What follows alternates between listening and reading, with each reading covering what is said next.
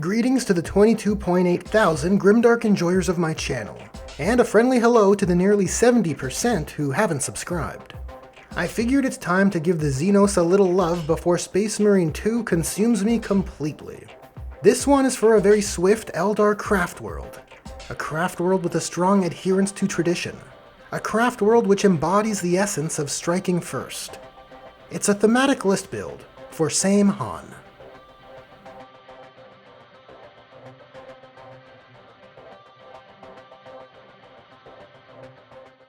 When it comes to the Eldar's army rules, well, I've already made a video sharing my thoughts on the design choice for Fate dice to serve as their army rule.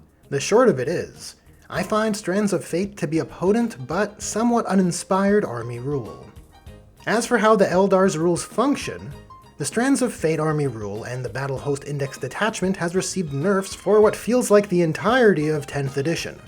And I'm not saying those nerfs are unfounded, but it's staggering to compare what the rules were to what they are now.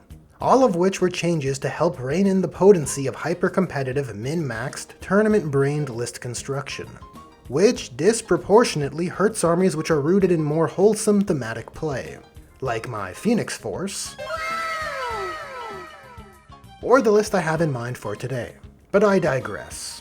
Here's the lay of the land. Your army rule, Strands of Fate, lets you roll 6 Fate dice at the start of the game, which you can use for dice swaps throughout the battle. And their detachment rule, Unparalleled Foresight, gives you a powerful Artisan Weapons style reroll mechanic, where you can reroll 1 hit roll and 1 wound roll each time a unit shoots or fights. Now, let's head over to the list breakdown.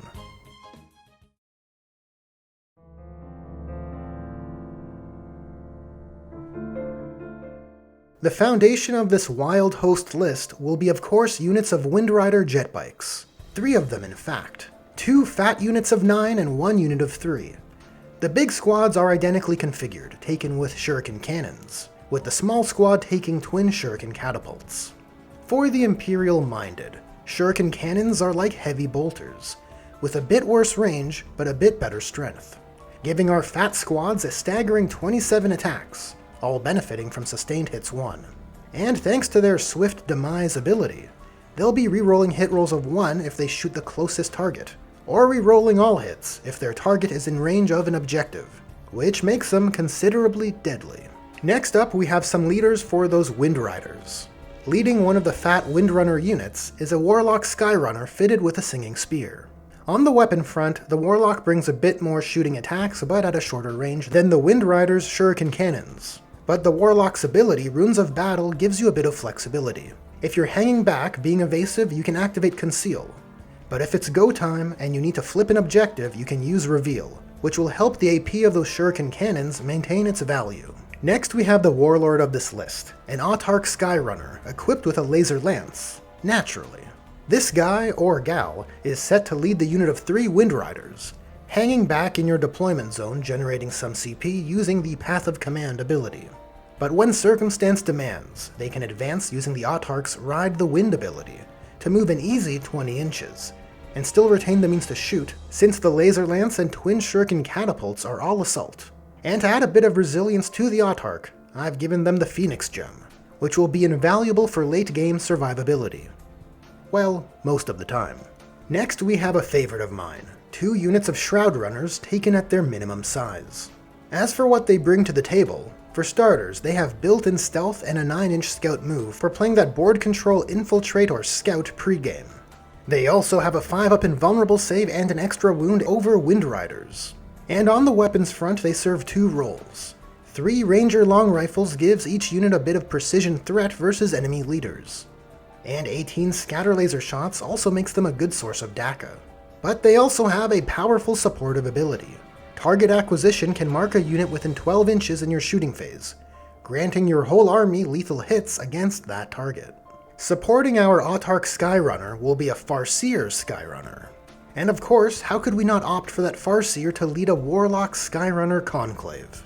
I've gone with a unit of 3, all taking Singing Spears. The Warlock Conclave ability gives them psychic defense in the form of a Feel No Pain, and makes the unit a bit tougher while the Farseer is leading them, providing a -1 to wound against incoming enemy attacks. The Farseer on Jetbike has the same Branching Fates ability as their on-foot counterpart, giving you the ability to change a fate dice to a 6 when used on a unit within 12 inches once per turn. The unique ability the Farseer Skyrunner brings is Guide, allowing the Farseer on Jetbike to dole out a full reroll to hit to a unit within 12 inches. Though the Warlock Conclave's 3d6 auto-hitting destructor attacks does render their own unit an unideal target for a powerful full hit reroll ability like Guide. But there is another unit in the list which is suitable. Shining Spears, one fat squad of 6. They are our elite centerpiece squad, and here, in our Jetbike list, this glorious mounted aspect warrior unit can truly shine. The Exarch has taken the Star Lance and a Shuriken Cannon, resulting in the other 5 models being equipped with laser lances and twin Shuriken catapults. And since their ability gives them a built-in -1 to hit, these Shining Spears can better leverage our Farseer's Guide ability. Now, so far in this list, we have quite a bit of swift mobile board presence, which brings with them pretty good anti-horde and anti-elite infantry weapons. But now we need some anti-armor. This starts with 3 units of Vypers, each fitted with a Bright Lance. Vypers are like small, swift weapon platforms, allowing you to move them 14 inches and fire off their single Bright Lance, making them great for playing the line of sight game while leveraging unparalleled Foresight's rerolls, which then keys off their harassment fire ability, causing that target to lose their benefits of cover.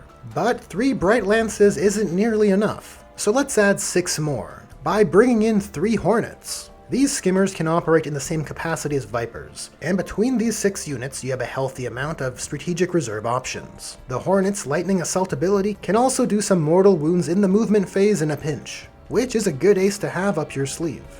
And the last unit in this list is a support weapon fitted with a D-Cannon.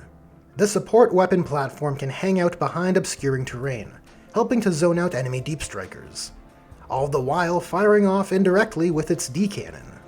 Now Indirect has received further nerfs, resulting in always hitting on 4s regardless of skill or hit roll modification abilities. But you can still use Unparalleled Foresight's rerolls to help hit that 4+. And just like that, we're done, sitting at a very tasteful 2,000 points. I like what we have here. It's very swift, so swift there are literally no boots on the ground at all. It's got board presence, and has answers for most needs.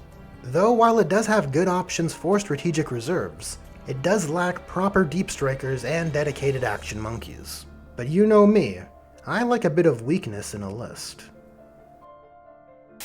That's a wrap on this WINDSWIFT Saim-Han thematic list build. If you enjoyed this video, there are buttons for liking, sharing, and subscribing.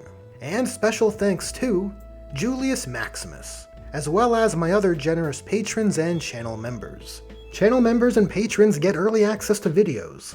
Just a little something for those who help keep the dream alive. Save the dream!